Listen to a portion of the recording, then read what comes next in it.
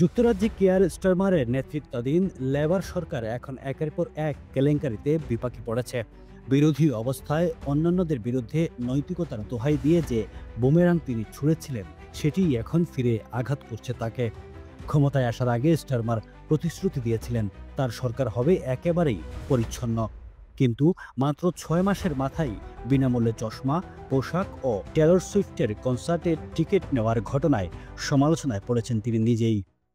ইপকো food industries limited ৩০ বছর ধরে প্রবাসী পরিবারে ইপকো ব্র্যান্ড তুলে দিচ্ছি বাংলাদেশের টাটকা সবজি, ভেন্ডি, করলা, কচিলতি, শিম বিচি, জলপাই সহ নানা পদের সবজি। Ifco food industries limited. Phone 016120282000 UK। Mail ukSales@ifco.co.uk।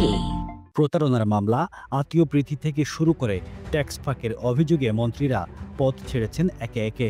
এতে সরকারের নৈতিক ভাবমূর্তি প্রশ্নের মুখে পড়েছে। সবশেষে ঝড় উঠেছিল অর্থমন্ত্রী রেচেল রিপসকে ঘিরে। অভিযোগ ছিল তিনি স্থানীয় কাউন্সিলের অনুমতি ছাড়াই লন্ডনের একটি বাড়ি ভাড়া দিয়েছেন, যা আইনত অপরাধ। বিষয়টি ধামাচাপা দেওয়ার চেষ্টার অভিযোগও উঠেছিল। বিরোধীরা বলছে স্টারমারের নেতৃত্ব এখন নৈতিকতার পরীক্ষায় পড়েছে। তিনি যেভাবে বরিস জনসনকে একসময় আইন প্রণেতা হয়ে আইন ভঙ্গের দায়ে আক্রমণ করেছিলেন, আজ সেই কথাই তার দিকে ফিরে আসছে। রাজনৈতিক বিশ্লেষকদের মতে স্টারমারের সবচেয়ে বড় শক্তি ছিল তার সৎ ভাবমূর্তি।